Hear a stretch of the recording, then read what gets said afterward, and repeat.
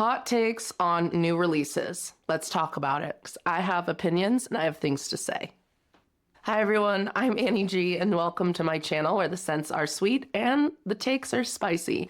Today, I've got some hot ones for you. Some hot takes on new releases. Some of these did come out towards the end of 2025 and I'm just catching up. So sorry if I'm late to the party, but they're new to me and they're newer to the market and I want to talk about it.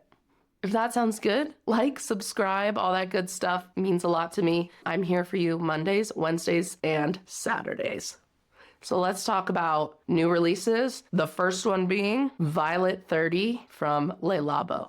I'm pissed. This one pissed me off, y'all. This one really made me mad. What the hell? You guys, this smells exactly like Santal 33, but toned down the cucumber and the wood and just put violet in it. It is so unoriginal. I'm mad. I'm like literally mad. It smells like nothing almost. It has that kind of cucumbery woodiness that Santal 33 has. There's a tiny bit of a cumin note, which I'm like, okay, Rose 31. It just feels like they took two fragrances that they've already done and said, okay, we'll just pull this out and just put violet in and call it Violet 30. It's so unoriginal, it's so uninspired, and frankly, boring. It's boring. And I love a violet fragrance. Violet is one of my favorite notes, but like for, what is this, $400 probably? $450? No, it smells like air. I put my little sample on this dabber like an hour ago and I can barely smell it.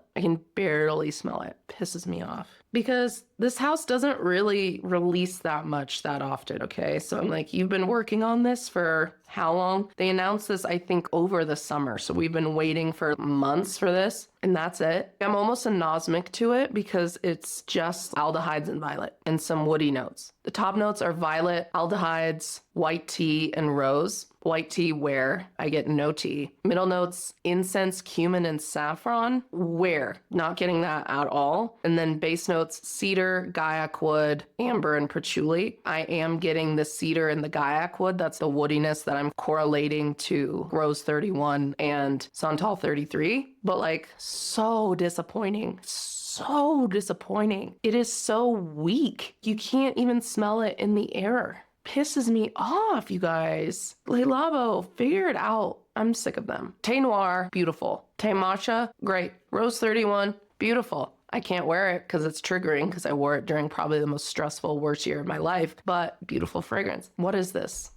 Any of you have tried it? Please let me know what you think. Are you as disappointed? Am I being too dramatic? This feels like it's trying to do what La Morphe by Hellenis did, but like, this is a D- and Labo Morphe is an A+ as far as woody, watery, interesting take on violet. This feels like they are riding on the coattails, trying to put something out that's similar and kind of expensive and ride the violet wave, but failing miserably. So I honestly wouldn't even waste your time with this. If you've tried it, let me know your thoughts, but flop Tina boots. So that's the first one. Next up is a new one from Essential Parfums, which I don't see them dropping a lot of new fragrances very often, or at least I'm not paying attention. So this one kind of caught my eye. And this is Velvet Iris. And the opening, I was like, Velvet Iris. Ooh, it's probably going to be creamy and soft and, you know, powdery. The opening is leather. It is very heavy and dense on the leather at the opening. And then now that it's dried down, I probably sprayed this an hour ago when I was getting ready for this video. And now it's finally settled down into something a little bit more creamy and soft that I would expect from a Velvet Iris fragrance. But the opening is seriously smoky and leathery. The top notes in here are buchu, agothormia. I have no idea what that is. Someone please tell me, what is that? And then pink pepper and tamarind, which I don't get. I get pink pepper a little, but it's overwhelmed by some of the heavier notes. Middle notes, orris root and iris, galbanum and mastic. So really resinous. And then the base note, Safano leather, sandalwood, and labdanum. So smoky, resinous, that is what you're getting right away. But then now it's kind of softened and dried down into something a little creamier and softer. At first I was like, oh my God, that's a leather fragrance. It was really crazy, but now it's dried down into something creamy and irisy. If you're into a leathery iris, this might be a good one to check out because it is so affordable. Dominique Ropillon created this. Icon, legend. So it's not bad. It wasn't what I was expecting from a velvet iris fragrance. Interesting. If you've tried it, let me know what you think. Because I was like, oh, that doesn't smell like what I thought that would. But it's not bad. I don't think I'm interested in it, but it's not a gross fragrance. Next up is a newer one from Parfum de Empire, and this is Madagascar Le Baume Vanille. And whoa, this smells like a pina colada version of a vanilla. It smells like a vanilla on a tropical vacation. It's very rummy. It has a cacao pod note, which I think adds this denseness, but it feels like a tropical drink. It's really interesting. It's a summertime tropical vanilla. The top notes are rum, black, and pink pepper. And I don't get so much pepper at the opening, but I do get the rum. I do be getting the rum. And I think that's what's giving pina colada, because the mid, there's coconut, cinnamon, cacao, cedarwood, and cloves. So it's this like warm coconut rum fragrance. And then the base notes are vanilla and musk. So it dries down a lot softer, but the opening, you're like, oh, I'm drinking a vanilla flavored pina colada. It's not bad. It wasn't at all what I'm expecting, but Le Baume,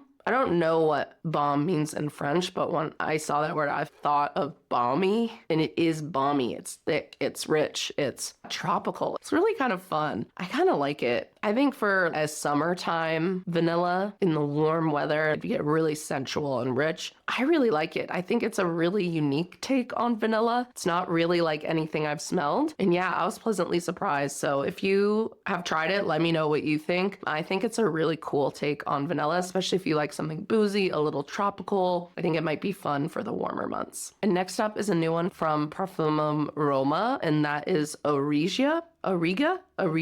This one. Really interesting. It is sweet, but it's saffron. This is a saffron fragrance. It's spicy. It kind of goes along with their take on a gourmand, their sweeter fragrances. It kind of fits into that, but it is really interesting. It's a saffrony, warm vanilla. Yeah, the saffron is kind of throwing me off. It kind of is going a little rubberier. Yeah, I don't know if it's for me. It's definitely not what I was expecting. The notes that they give are bergamot, saffron, vanilla, sandalwood, labdanum, and patchouli. So it is an earthier, green, resinous vanilla, but then the bergamot and the saffron are really bright at the opening. So it's a really interesting contrast. Yeah, I was like, whoa. What? Yeah, I don't know. I can't really make up my mind about it. But I think for the price, oh God, just another saffron, bergamot, vanilla. You hear that? My cat is howling. Rizzo, please stop. Okay, moving on. Next up is a new one from FOMOWA Paris, and that is Vanille de Rois. Vanille de Rois. This one is disgusting. It smells like piss and vanilla. Yeah, pissy vanilla. Oh God, I had it on my hand and I had to wash it off. It is so bad. Thick piss vanilla. Top notes are Brigade, orange.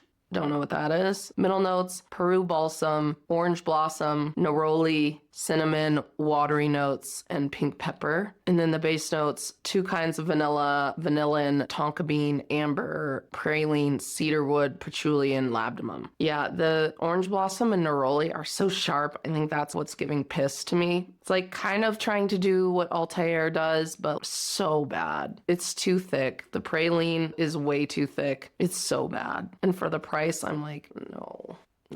This is a skip for me. Next is not so new. It definitely came out last year, but it finally made its way to Lucky Scent and Scent Split, so it's easier to get in the United States. You had to import it directly from Korea, but that is Whispering Kiss by Le Persona. And people are raving about this scent, and it is a lot more masculine. It's a lot more traditional cologne smelling than I was anticipating, and a lot less vanilla. The opening notes are cardamom, ginger, immortelle, and pepper. I think it's the cardamom and the pepper that are making it feel really masculine. The middle notes are red bean paste, which what the hell? I don't know what that smells like. I think it just adds an earthiness. Rum, cognac, blonde tobacco, and sage. That's it. It's the tobacco and sage that really are making it feel masculine. And then base notes, vanilla, amber, woody notes, patchouli, and vetiver. If I would have paid for the tariffs and the import fees to get this here from Korea, I would have been pissed. Because it almost, on the dry down, it smells very similar to Stronger With You Intensely. Seriously, it smells designer, and I think it's that sage with the cardamom. It has a designer DNA to me. So it's worth a try if you're into a more masculine, not super sweet take on vanilla. It kind of has something similar going on to Spectre Ghost or Ani by Nishine. But yeah, I was like, oh, that's interesting. Not at all what I was expecting. It just smells like a little bit more of a niche, less designer, Stronger With You Intensely. So yeah, that's Whisper and Kiss. And then the last newer one that I've tried is from a newer brand, L'Epoque.